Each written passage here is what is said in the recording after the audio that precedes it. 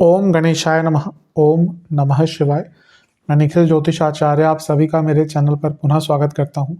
आशा करता हूं कि आप सभी स्वस्थ होंगे। महादेव की कृपा आप सभी पर सदैव बनी रहे। ये वीडियो कन्या यानी कि वर्गों के लिए अत्यंत विशेष है, क्योंकि वीडियो है मार्च 2025 के मासिक राशिफल के बारे में। कैसा रहेगा मार्च का महीना कन्या के लिए। मेरा जो मासिक राशिफल होता है वो जीवन की मुख्य और प्रमुख चीज़ों पर आधारित होता है, जैसे कि सामान्य विश्लेषण, career, business, income, investment, love life, married life, students और सेहत। और इसके साथ ही वीडियो के अंत में कुछ विशेष उपाय भी मैं बताता हूं, जिसके करने से महीने की सकारात्मकता में वृद्धि अवश्य होती है। यदि आपकी लग्न राशि या चंद्र राशि कन्या है, दोनों ही गाइडेंस के लिए राशिफल को देख सकते हैं। जहां से आपको सूट करता है, लेट करता है, वहां से देखिए। व्यक्तिगत तौर पे मैं हमेशा अपना मत बताता हूं कि मेरे हिसाब से लग्न राशि से देखेंगे तो अच्छा है। कुछ चीज़ों को छोड़कर, जैसे 7.5 आदि है वो चंद्र राशि से देख सकते हैं, लेकिन वैसे अगर आप वीडियो लग्न राशि से ही देखेंगे तो ही आपके लिए ज़्यादा अच्छा इम्पैक्ट रहेगा। इनकेस नहीं पता आपको लग्न राशि, या फिर आपको अगर चंद्र राशि से सूट करता है तो वहाँ से भी ऑब्जर्व कर सकते हैं। टेक्निकली बस ये तात्पर्य है कहने का कि अलग अलग राशिफल नहीं बन सकते। शुरू करते हैं अत्यंत महत्वपूर्ण मासिक राशिफल का सामान्य विश्लेषण के साथ। शुरू करते हैं सामान्य विश्लेषण के साथ। ये महीना बहुत विशेष है सभी के लिए, लेकिन सबसे विशेष कहीं ना कहीं कुछ लग्नों के लिए, उनमें से कन्या लग्न एक है, क्योंकि ये ऐसा महीना है जहां पर आपके सप्तम भाव में तो बहुत सारे ग्रहों का जमावड़ा होगा ही, लेकिन नव ग्रहों का प्रभाव आपके लग्न भाव पर होगा। ये बहुत बड़ी चीज होती है। कैसे, मैं वीडियो में आपको समझाऊंगा। शुरुआत करते हैं। लग्न पर केतु का प्रभाव, मंगल का प्रभाव, गुरु का प्रभाव, 3 ग्रहों का प्रभाव है। अच्छी चीज ये है कि केतु तो, और बाकी भी अगर देखें शुक्र और बुध का प्रभाव भी है ही, लेकिन मंगल और गुरु की तरफ मैं इसलिए जा रहा था क्योंकि केतु तो आपके लग्न में बहुत टाइम से हैं और वो सदैव वक्री ही रहते हैं, लेकिन मंगल भी वक्री होकर देख रहे थे और गुरु भी वक्री होकर देख रहे थे, लेकिन फरवरी में दोनों ही मार्गी हो चुके हैं। तो जो जीवन थोड़ा सा रुक सा गया था, थम सा गया था, ठहर सा गया था, बंधन युक्त हो गया था, वो जीवन इस महीने थोड़ा सा आगे बढ़ेगा। केतु लग्न में है और केतु अब जाने वाले हैं। राहु कभी कभी जब आते हैं तो बहुत कुछ देते हैं, केतु कभी कभी जब जाते हैं तो बहुत कुछ देते हैं। ये जनरल स्टेटमेंट है, लेकिन हाँ, अब केतु के हम मार्च की बात करें तो मार्च, अप्रैल और मई के मध्य भाग तक तो 2.5 महीने रह गए हैं। कई कष्टों में जो उन्होंने आपको डाला होगा उससे निकलने का मौका मिलेगा। बहुत आध्यात्मिक विकास कई लोगों का हुआ होगा। तो एक प्रकार से जो कुछ आपने सीखा है ना पिछले 1.5 सालों में, उसको इम्प्लीमेंट करने का धीरे धीरे करके अवसर प्राप्त होगा। मंगल मार्गी होकर लग्न को देख रहे हैं, अष्टमेश है और त्रियेश है। जो कार्य अटक रहे थे, जो कॉन्फिडेंस कम हो गया था, कॉन्फिडेंस वापस आएगा। और बृहस्पति चौथे घर के स्वामी और सप्तमेश हैं, वो भी मार्गी होकर लग्न को देख रहे हैं, भाग्य स्थान में बैठे हैं, भाग्य कारक है। जो भाग्य रुक सा गया था वो भी इस महीने साथ देगा। बस नहीं भूलना चाहिए कि गुरु बाधकेश भी है, तो कहीं ना कहीं छोटा मोटा कार्य तो आपका अटकाएंगे। एक जो बहुत विशेष चीज होगी वो ये होगी कि बुध नीच के हो जाएंगे। वैसे तो 28 फरवरी को ही हो गए थे, लेकिन जब मैं फेब का राशिफल बना रहा था मैंने कहा था कि मैं इसको मार्च में इंक्लूड करूंगा, क्योंकि 28 तारीख को हुआ था। तो बुध नीच के हो गए सप्तम में। वैसे तो राजयोग बन रहा है क्योंकि केंद्र के स्वामी केंद्र में है। नीच का होना ग्रह का बुरा नहीं होता, मैं कई बार बता चुका हूँ। शुक्र के साथ बैठे हैं। शुक्र 2 तारीख को वक्री हो जाएंगे, आएंगे उस पर, लेकिन शुक्र एक प्रकार के शुभ ग्रह है आपके लिए। धनेश हैं, नवमेश हैं, एक प्रकार के योग कारक ग्रह ही बन जाते हैं आपके लिए। तो ये बता रहा है कि भाग्य साथ देगा और धन से संबंधित कोई कार्य अटक रहा था पूर्ण होगा। 10वें घर के स्वामी और 10वें से 10वें में बैठे हैं और यहाँ पर नीच के हो गए। अब यहाँ पे अगर समय बहुत अच्छा चल रहा है, प्रमोशन कुछ लोगों के हो जाएंगे, लेकिन क्योंकि शुक्र का प्रभाव आ गया, अगर समय ठीक ठाक ही है, बहुत अच्छा नहीं है, बायसनेस होगी। आप देखेंगे अगर प्रमोशन की बात चल रही थी, आपके विरुद्ध थोड़ी बायसनेस हो सकती है, हाथ आते आते प्रमोशन निकल सकती है। अपनी इमेज को लेकर बहुत कॉन्शियस रहेगा और मैरिड लाइफ पर इसका इम्पैक्ट रहेगा, क्योंकि बुध नीच के और शुक्र वक्री हो जाएंगे 2 तारीख को, तो मैरिड लाइफ पर इसका इम्पैक्ट दिखेगा और आपकी सोशल लाइफ पर भी इसका इम्पैक्ट दिखेगा। महीने का जो पहला परिवर्तन होगा वो सूर्य का होगा और उसी के साथ चंद्र ग्रहण भी लगेगा। सूर्य सप्तम भाव में आपके 14 तारीख को आ जाएंगे और इसी दिन चंद्रमा लग्न में होंगे, तो ग्रहण लगेगा। अब कहाँ पे लग रहा है ग्रहण? आपके लग्न भाव में। सबसे पहले सूर्य का भी सप्तम में आना मैरिड लाइफ के लिए अच्छा नहीं होता, और क्योंकि वो 12वें घर के स्वामी है, लग्न को देखेंगे, खर्चे बढ़ेंगे। और फिर से कहूँगा अपनी इमेज को लेकर, स्पेशली अगर आप बहुत पॉपुलर व्यक्तित्व हैं या आपका नाम है, आपका काम ऐसा है कि लोगों से डीलिंग है, बहुत केयरफुल रहेगा। लेकिन लग्न में ग्रहण का लगना ये अच्छा इंडिकेटर नहीं है। 12वें घर के स्वामी का लग्न को देखना, महीने के मध्य भाग के बाद से सेहत की प्रॉब्लम्स, हेल्थ इश्यूज थोड़ा सा आने लगेंगी, उससे अपने आप को बचा कर रखिएगा। 15 तारीख को बुध भी वक्री हो जाएंगे, शुक्र वक्री हुए थे 2 तारीख को, 15 को बुध भी वक्री हो जाएंगे। यहाँ से प्रॉब्लम्स थोड़ी सी बढ़ेंगी, बहुत मन की अनिश्चितताएं, कन्फ्यूजन, डबल माइंडेड तो होते ही हैं कन्या वाले, लेकिन यहाँ पर वो चीज़ें बहुत बढ़ेंगी, बहुत सारे बदलाव लाने की चेष्टा होगी, देखा देखी बहुत कुछ होगा। और सेहत पर इम्पैक्ट, केतु लग्न में अभी ग्रहण लगा 14 तारीख को, 12वें घर के स्वामी सूर्य सप्तम में आके लग्न को देखेंगे, ऑलरेडी कोई हेल्थ इश्यूज चल रहे थे, प्रॉब्लम होगी। और आने वाले समय की बात करें, 6ठे घर के स्वामी, रोग के भाव के स्वामी सप्तम में आ रहे हैं और लग्न को देखेंगे, तो हेल्थ थोड़ा सा बिगड़ सकती है महीने के मध्य भाग से, बहुत केयरफुल रहने की आवश्यकता है उस पर। इसके बाद जो बड़ा गोचर होगा वो सबसे बड़ा इस साल का, या कहिए प्रथम जो सबसे बड़ा गोचर है शनिदेव का ही होगा, और वो 29 मार्च को आपके सप्तम में आकर विराजमान हो जाएंगे, और इस दिन चंद्रमा भी सप्तम में ही होंगे और सूर्य ग्रहण भी लग जाएगा। अब यहाँ से ना जीवन में बहुत बदलाव आएगा। ये वो समय है, सप्तम भाव बैलेंस का होता है, लेकिन यहाँ पे इतने सारे ग्रहों का आना यानी कि बहुत उथल पुथल मचेगी। पर एक प्रकार से ना कभी कभी हमें जगाने के लिए ईश्वर कुछ ना कुछ चीज़ें करते हैं, या नियति कुछ ना कुछ चीज़ें करती है। ये वही समय होगा। आप शायद बहुत अपने कंफर्ट जोन में चले गए थे, यहाँ पे कुछ ऐसा होगा जो मैसिव चेंज लाएगा आपके जीवन में, थोड़ा सा जीवन का बैलेंस बिगाड़ देगा कुछ टाइम के लिए, लेकिन उसका जो नेगेटिव इम्पैक्ट है वो इस महीने फील होगा। पर अगर मैं लॉन्ग पर्सपेक्टिव से देखूं, शायद यहाँ पे जो आप अपने कंफर्ट जोन से निकलने वाले हैं, यहाँ पे जो उथल पुथल मचने वाली है, वो अंततः आपको बहुत अच्छा रिजल्ट देगी। लेकिन हाँ, इस महीने के अंत में आते आते जीवन में बहुत सारे ऐसी चीज़ें होना शुरू हो जाएंगी, ऐसी घटित चीज़ें होना शुरू हो जाएंगी जिन पर आपका बिल्कुल भी कंट्रोल नहीं रहेगा। सप्तम में जब शनि भी आ रहे हैं तो जीवन में एक नई रूपरेखा तय करके ही जाएंगे, जीवन का आधार, व्यवहार सब कुछ बदल कर जाएंगे। तो महीने के अंतिम भाग में बहुत केयरफुल रहेगा। इसमें लग्नेश भी है तो सेहत पर भी इम्पैक्ट पड़ सकता है। बहुत बदलाव का महीना है। लेकिन जब हमने 6 ग्रहों की बात करी सप्तम पर, तो 9 ग्रह आपके लग्न को देखेंगे। ये 6 ग्रह तो देख ही रहे हैं, केतु बैठे हैं 7, मंगल की दृष्टि 8, गुरु की दृष्टि 9 ग्रह लग्न पर। कब होता है ऐसा? बहुत रेयरली होता है।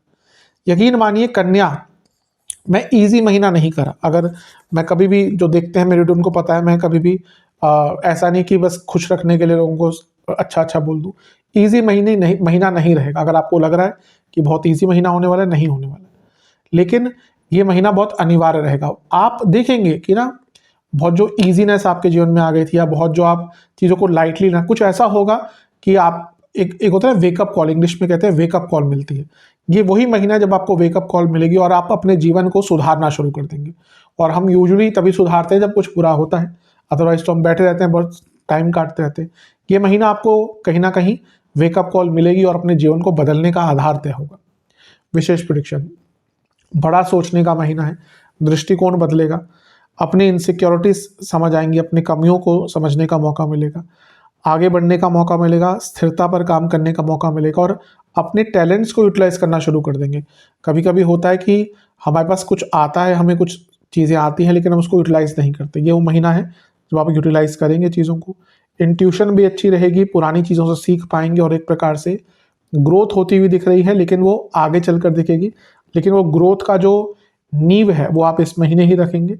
एक प्रकार से बहुत बदलाव होंगे आपके पूरे प्रायोरिटीज, आपके जीवन जीने का तरीका, आपकी सोच, आपका दृष्टिकोण, आपकी ज़रूरतें, सब कुछ इस महीने बदलने वाली है। यहाँ से वो बदलाव का सबसे बड़ा टाइम आपके जीवन का शुरू हो रहा है। ये आंतरिक रूप से अब क्या अपने आप को ग्रो करने का महीना, आत्ममंथन का महीना है। नेगेटिव चीज़ें, आपको अपनी ना स्किल्स को समझना पड़ेगा। कहीं ना कहीं आप अपनी ही वैल्यू नहीं कर पा रहे, इसके कारण आगे नहीं बढ़ पा रहे। चिंताएं बहुत रहेंगी, मानसिक चिंताएं, सरकार से बाधाएं, अथॉरिटी से प्रॉब्लम, बॉसेस से प्रॉब्लम, बड़ों से प्रॉब्लम, और कार्यों को बीच में छोड़ देना, ये इस महीने आपको बहुत तंग करेगा। तो इन चीज़ों पर ध्यान अवश्य दीजिएगा। चलते हैं जॉब की तरफ। जॉब के लिए मिश्रित महीना है।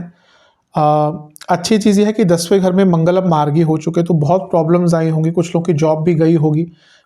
लेट्स से कि अक्टूबर से फरवरी ये टाइम करियर में थोड़ा सा उथल पुथल वाला होगा। कुछ जिनका बहुत बुरा समय चल रहा होगा उनके ले ऑफ्स वगैरह या जॉब भी कहीं ना कहीं गई होगी। अब ये महीना है कि मंगल मार्गी हो गए तो जॉब प्राप्ति का योग बना देते हैं। फरवरी के अंत में मार्गी हो गए थे, तो अगर नहीं लग पा रही थी जॉब तो अच्छा योग है। गुरु भी मार्गी होकर लग्न को देख रहे हैं तो वो भी थोड़े से विघ्न दूर करेंगे। प्रॉब्लम यह है कि 10वें घर के स्वामी नीच के शुक्र के 10वें घर के स्वामी बुध नीच के हो जाएंगे या फरवरी के अंत में हो चुके होंगे, बुध की हम बात करें, और 2 तारीख को शुक्र ही वक्री हो जाएंगे। ये क्या बताता है? पहला, अगर प्रमोशन का टाइम चल रहा है तो आपके विरुद्ध भयंकर षड्यंत्र रचा जाएगा, मतलब कि हाथ आती आती प्रमोशन निकल जाएगी। दूसरा, जब भी शुक्र पिक्चर में आ गए 10वें घर के साथ या स्वामी के साथ, या कुछ जगहों पर मैं हमेशा कहता हूं कि ऑफिस पॉलिटिक्स होती है, लेकिन यहाँ पर सप्तम भाव है तो यहाँ पे ऑफिस पॉलिटिक्स छोटी मोटी नहीं होगी। यहाँ पे ऐसी ऑफिस पॉलिटिक्स होगी जहाँ पर आपके इमेज को खराब करने का प्रयत्न होगा, आपका नाम खराब करने का प्रयत्न होगा, आपकी गुडविल को खराब करने का प्रयत्न होगा। और सप्तमेश ही इसमें इन्वॉल्व है शुक्र, यानी कि आपके बॉसेस जो आपके मुख पर बोल रहे होंगे ना कि भाई तुम्हारा प्रमोशन तो पक्का है इस बार, देख लेना मैं तुम्हारे लिए क्या क्या करूंगा या करूंगी। बहुत बच के रहेगा ऐसे लोगों से, क्योंकि इस महीने बॉसेस ही आपके खिलाफ कुछ ऐसा कर जाएंगे कि आपको पता ही नहीं चलेगा। और अगर ऑलरेडी कंपनी के हालात बुरे चल रहे हैं, मैनेजमेंट के हालात बुरे चल रहे हैं, तो ये महीना और भी कष्टकारी जा सकता है। तो करियर के हिसाब से पहला तो इमेज कॉन्शियस रहना है, अपने इमेज को बचाकर रखना है, बॉसेस से बच के थोड़ा सा रहना है। और अगर थोड़ा सा आगे मैं जाऊं तो पहला एक ग्रहण लग जाएगा 14 तारीख को, उस दिन सूर्य भी सप्तम में आ जाएंगे। सप्तम में सूर्य जो 12वें घर के स्वामी है, यहाँ से भी प्रॉब्लम्स दिखती है। इस दिन चंद्र ग्रहण भी लगेगा, वो लग्न भाव में लगेगा, तो यहाँ से दिक्कतें और बढ़ेंगी। और कहीं ना कहीं महीने के अंत में जब सूर्य ग्रहण आपके 7वें घर पे लग रहा है, ये सबसे कष्टकारी टाइम होगा, क्योंकि यहाँ पे 10वें घर के स्वामी भी इन्वॉल्व हैं और वो 15 तारीख को, मैं बताना भूल गया, वक्री हो जाएंगे बुध। महीने के मध्य भाग से बाद का जो समय है ना, बहुत कष्टकारी है। अगर दशा अंतरदशा बहुत खराब चल रही है तो या तो डिमोशन या अचानक आपकी पावर्स का छिन जाना, आपकी जो वैल्यू है कंपनी में वो कम हो जाना, और इवन बहुत वर्ष अगर दशा अंतरदशा है, किस किस की हो सकती है? वक्री किसी ग्रह की, स्पेशली शुक्र अगर वक्री है कुंडली में, अभी गोचर की बात नहीं कर रहा, कुंडली में अगर वक्री बृहस्पति हैं, वक्री शुक्र हैं, उनकी दशा में बृहस्पति की ही दशांतर दशा चल रही है, वक्री शनि की या शनि की दशांतर दशा चल रही है, तो इन लोगों को स्पेशली बहुत केयरफुल रहना है। इवन चंद्रमा अगर बहुत पीड़ित है कुंडली में, उनको यहाँ पर बहुत केयरफुल रहना है। ये कुंडली की बात कर रहा हूँ मैं, ये अभी तो गोचर की नहीं, क्योंकि दशांतर दशा कुंडली से डिपेंड करता है। तो जिनको थोड़ा बहुत आइडिया देख लीजिएगा कि ऐसा समय तो नहीं चल रहा, उनके लिए फिर जॉब जाने का योग भी बन जाता है। विशेष प्रेडिक्शन, अपने व्यवहार में सौम्यता रखिएगा और प्रोफेशनलिज्म रखिएगा। किसी पर भरोसा बिल्कुल मत कीजिएगा इस महीने, बिल्कुल भी नहीं, बहुत धोखे मिलेंगे। कमिटमेंट अपनी पूरी रखिएगा। जॉब चेंज करने का शुरुआती भाग में महीना जो है, आधा महीना बहुत अच्छा है। कॉन्फ्लिक्ट्स बहुत होंगे, लेकिन आपको अपने काम से काम रखना है। कोशिश करना है कि अपनी तरफ से कुछ ऐसा ना करें जिससे जो आपके सुपीरियर्स हैं उनकी आप बुरी नज़र में आ जाएं, बैड बुक्स में आ जाएं। और थोड़ा सा कॉन्फिडेंस भी रखना है, क्योंकि ये महीना ऐसा है कि जैसे जैसे दिन बढ़ेंगे आपका कॉन्फिडेंस भी थोड़ा सा लूज होगा, तो अपने कॉन्फिडेंस पे आपको बहुत ध्यान देने की आवश्यकता है। थोड़ा सा मिश्रित महीना दिख रहा है। चलते हैं बिजनेस की तरफ। बिजनेस के लिए थोड़ा सेंसिटिव महीना है, क्योंकि बहुत कुछ बिजनेस के भाव में ही हो रहा है। लॉन्गर रन में ये फिर भी अच्छा एक इम्पैक्ट देगा। क्यों? क्योंकि सप्तम में पंचमेश आ रहे हैं, यानी कि शनि, और बहुत लॉन्ग टर्म तक बैठेंगे, लॉन्ग टाइम तक बैठेंगे, और वो सप्तम से 11वें के स्वामी हैं। पर क्योंकि इतने ग्रहों का प्रभाव है सप्तम पर, तो थोड़ी संवेदनशीलता बढ़ेगी। 2 तारीख को शुक्र वक्री हो जाएंगे और वो धनेश हैं। कुछ धन का नुकसान 2 मार्च के आसपास या उसके आसपास जो दिन आने वाले हैं उसके बाद के, उसमें हो सकता है। काम अटक सकते हैं, धोखाधड़ी हो सकती है। सूर्य जो 12वें घर के स्वामी हैं वो भी सप्तम में आ जाएंगे। वो कब आएंगे? 14 तारीख को, और इसी दिन ग्रहण भी लगेगा। अब चंद्रमा 11वें घर के स्वामी है, उन पर ग्रहण लग रहा है। सूर्य 12वें घर के स्वामी है, वो सप्तम में आ रहे हैं। तो 12वें घर का सप्तम में आना क्या इंडिकेट करता है? ठीक है, विदेश से पैसा आदि आ सकता है या विदेश संबंधित कामों में लाभ मिल सकता है, लेकिन खर्चे, सूर्य राहु यानी कि सरकारी प्रॉब्लम्स, और लाभेश का ग्रहण में आना यानी कि पेमेंट अटकना, धन का नुकसान। और उसके बाद भी अगर हम देखें शनि का सप्तम में आना, जो आपके छठे घर के स्वामी हैं और उस दिन सूर्य ग्रहण का भी लगना, ये भी इम्पैक्ट बता रहा है कि थोड़ा नेगेटिव हो सकता है। ये महीना बड़े रिस्क लेने का नहीं है, ये महीना सरलता रखने का है। कुछ भी बहुत बड़ा अगर करने का विचार कर रहे हो बिजनेस में तो इस महीने रुक जाइएगा, समय बीतने दीजिए, चीज़ों को स्थिर होने दीजिए, तभी बड़े बदलाव लाइएगा। अन्यथा बड़े बदलाव लाने का विचार अपने मन में मत लाइएगा। बहुत ईजी महीना ये नहीं होने वाला इस दृष्टिकोण से। शनि छठे घर के स्वामी है जो सप्तम से 12वां है। बहुत बुरा समय चल रहा है, बिजनेस ऑलरेडी खत्म होने की कगार पे है। तो कहीं ना कहीं बहुत लोग इस महीने अपने बिजनेस को अंत करने की भी कोशिश करेंगे और कोई नया बिजनेस स्टार्ट करने का भी प्रयास करेंगे। तो अगर कई बार होता है कि बिजनेस में ऐसा टाइम आता है कि चल ही नहीं रहा, कितना भी जो भी अपना बिजनेस करता है ना उसको वो अपना पूरा जी जान लगा देता है। अपने काम में जो व्यक्ति करता है ना पूरी जी जान लगानी पड़ती है। जो लोग जॉब करते हैं, ठीक है, सब में अपनी पॉजिटिव नेगेटिव, जॉब फिर भी आपकी एक सर्टेन टाइम है, 8 घंटे 10 घंटे। जो अपना काम करता है ना उसको पता है कि 365 दिन 24 घंटे पूरा का पूरा उनको इन्वॉल्व होना पड़ता है। तो कोई भी नहीं चाहता बिजनेस बंद हो, लेकिन कभी कभी ऐसा मौका आ जाता है कि बिजनेस बंद करना पड़ता है। बहुत हार्ड और हार्श डिसीजन होता है, लेकिन कभी कभी अनिवार्य होता है। तो अगर बहुत टाइम से बिजनेस नहीं चल रहा, सारे हथकंडे आपने अपना लिए, हाथ पांव मार लिए, नहीं चल रहा अभी भी, तो कहीं ना कहीं उसको खत्म कर कर एक नई शुरुआत करने का मौका इस महीने मिलेगा। बहुत ध्यान देना है जिनका बहुत कॉम्पिटिटिव बिजनेस है, सप्तम पर इतने सारे ग्रहों का प्रभाव, जिनका बहुत कॉम्पिटिटिव बिजनेस है उनके जो कॉम्पिटिटर्स हैं वो बहुत कुछ आपके विरुद्ध करने की कोशिश कर सकते हैं। तो अपने नाम और अपनी पहचान को बनाकर और बचाकर रखिएगा, वरना आपके नाम को, आपकी गुडविल को ही खराब करने का प्रयत्न यहाँ पर होगा। ये स्पेशली उनके लिए कह रहा हूँ जिनका सारे बिजनेस इतने कंपटीशन उसमें नहीं होता, लेकिन कुछ बिजनेसेस होते हैं उसमें बहुत कंपटीशन होता है। तो यहाँ पे आपको अपने नाम पहचान को बनाकर रखना है, बचाकर रखना। विशेष प्रेडिक्शन, बहुत कॉन्शियस रहेगा आसपास क्या चल रहा है। कंपैरिजंस करने का महीना है, लेकिन डिसीजन लेने का नहीं है। हर चीज़ पर रिएक्ट नहीं करना, छोटी छोटी बातों पर चिंताएं होंगी तो स्थिरता मन की बनाकर रखना है। उदासीनता भी आएगी, लेकिन आपको अपने बिजनेस की अंडरस्टैंडिंग पर काम करना है। पेशेंस बहुत दिखाना है। मेंटली बहुत बार एग्जॉस्टिव फील करेंगे इस महीने, इसलिए मैं कह रहा हूँ कोई बड़ा निर्णय मत लीजिएगा, वो बहुत चांसेस है कि आप गलत निर्णय ले सकते हैं। चेंजेस लाइए, लेकिन धीरे धीरे कर कर, और चेंजेस की तरफ जाने का मौका है, लेकिन सारे चेंजेस आपको इसी महीने इंप्लीमेंट नहीं करने। धीरे धीरे कर कर पहले अपना ट्रस्ट बनाइए, बाकी चीज़ों पर ट्रस्ट बनाइए और फिर अपने बिजनेस को आगे लेके जाइए।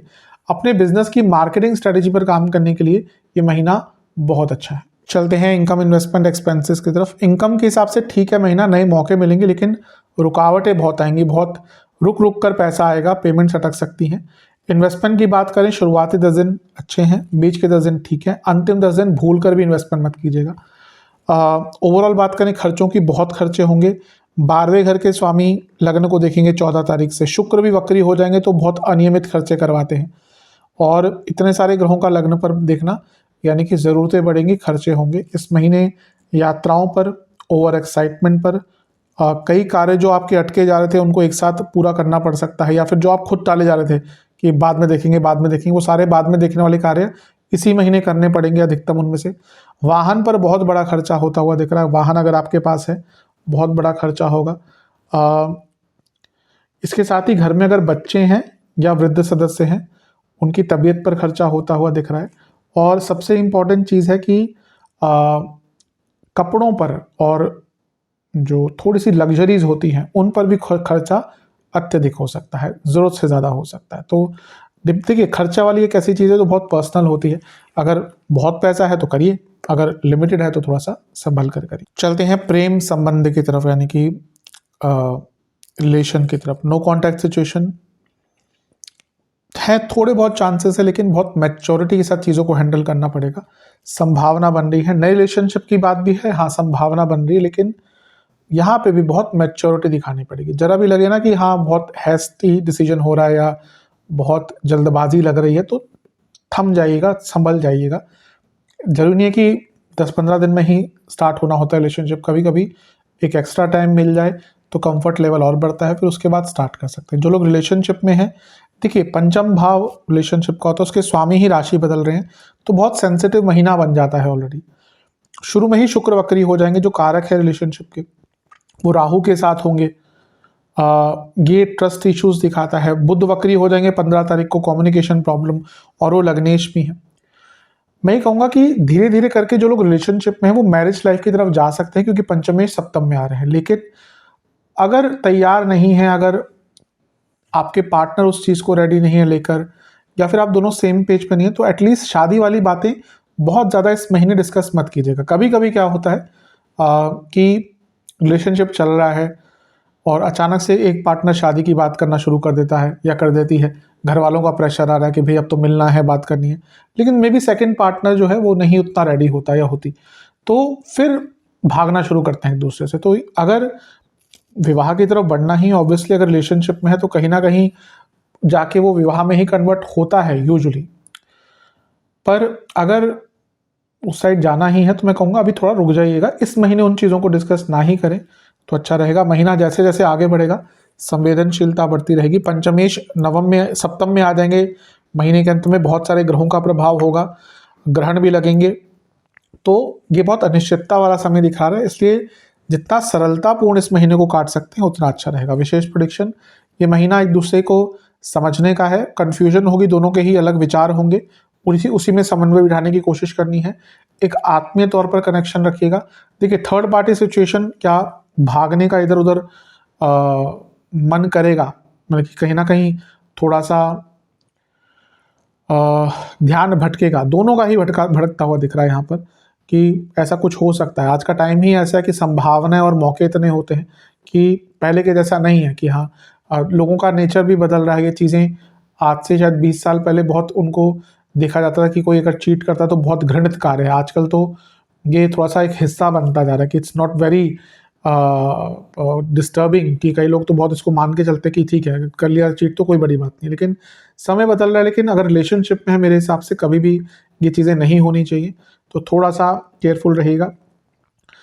कहने से पहले कुछ भी बहुत सोच के समझ के बोलेगा, क्योंकि इस महीने बहुत संभावना है।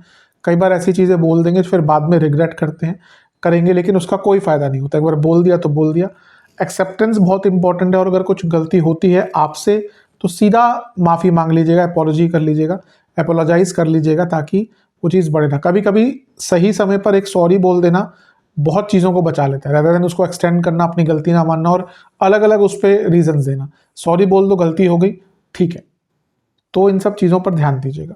वैवाहिक जीवन के लिए महीना बिल्कुल भी अच्छा नहीं है, क्योंकि आपके 7वें घर में ही सब कुछ होने वाला है।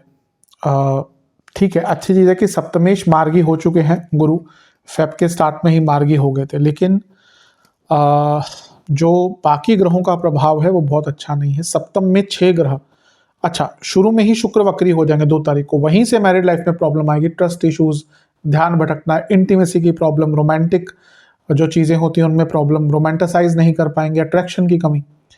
राहु का प्रभाव, थर्ड पार्टी सिचुएशन, ध्यान भटकना, ट्रस्ट इश्यूज, किसी और का इन्वॉल्वमेंट, चीटिंग, ये सारी चीज़ें लेकर आएगा। बुध 15 तारीख को नीच के हो जाएंगे, सॉरी नीच के तो हो चुके हैं, वक्री हो जाएंगे 15 तारीख को। तो नीच का बुध सप्तम में, यानी कि गलत जगह पर ध्यान भटकना, कम्युनिकेशन प्रॉब्लम।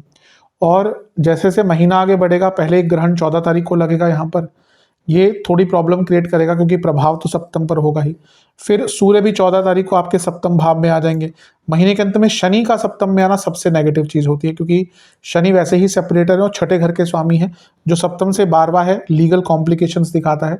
तो बहुत लोग जिनकी प्रॉब्लम्स मैरिड लाइफ में चल रही हैं, बहुत दिक्कतें आ चुकी हैं, कहीं ना कहीं लीगल सेपरेशन के भी विचार करना शुरू कर देंगे। और महीने के मध्य भाग के बाद का समय मैरिड लाइफ के लिए बिल्कुल भी अच्छा नहीं है, काफ़ी प्रॉब्लम्स होंगी। यहाँ पे सूर्य ग्रहण भी इस दिन लगेगा, कई परेशानियां फेस करने को मिलेंगी, बहुत लोगों का इमोशनल लाइफ खराब होगी, और इवन ये आपके पति या पत्नी की सेहत के लिए भी अच्छा नहीं होगा। तो मैरिड लाइफ के लिए तो ये महीना अच्छा नहीं है। विशेष प्रेडिक्शन, शक बहुत होगा दोनों को ही एक दूसरे के ऊपर। एक प्रकार से एक्सेप्टेंस अगर कर लेंगे तो बहुत अच्छा है, ज़्यादा एक्सपेक्टेशन नहीं रखेंगे तो बहुत अच्छा है। ज़्यादा कंट्रोलिंग मत रहेगा, लेकिन ऐसा भी नहीं कि सब कुछ छोड़ दिया। अट्रैक्शन की कमी होगी इस महीने कई बार, और कई ऐसी चीज़ें होंगी आपके द्वारा, आपके पार्टनर के द्वारा, जो एक दूसरे को हर्ट करेंगे। बहुत ज़्यादा विचार रहेंगे, सोच रहेगी, इमेजिनेशन रहेगी, वास्तविकता से दोनों ही दूर होते हुए दिख रहे हैं, और एक प्रकार से इमोशनल डिपेंडेंस भी एक दूसरे पर कम होगा, और यहीं से प्रॉब्लम स्टार्ट होती है। जब तक इमोशनली इन्वॉल्व होते हैं, भले ही लड़ते झगड़ते भी रहते हैं वो भी ठीक है, लेकिन अब इमोशनल डिपेंडेंस कम होती है। इमोशनल पूरा भी नहीं होना चाहिए कि पूरी तरह से आप किसी पे डिपेंडेंट है, लेकिन ऑब्वियसली अगर शादी कर रहे हैं तो कहीं ना कहीं तो एक इमोशनल डिपेंडेंस आ ही जाती है। तो ये महीना बहुत ईजी नहीं है। कई लोगों का जो फाउंडेशन है मैरिड लाइफ का ना, वही इस महीने हिल सकता है।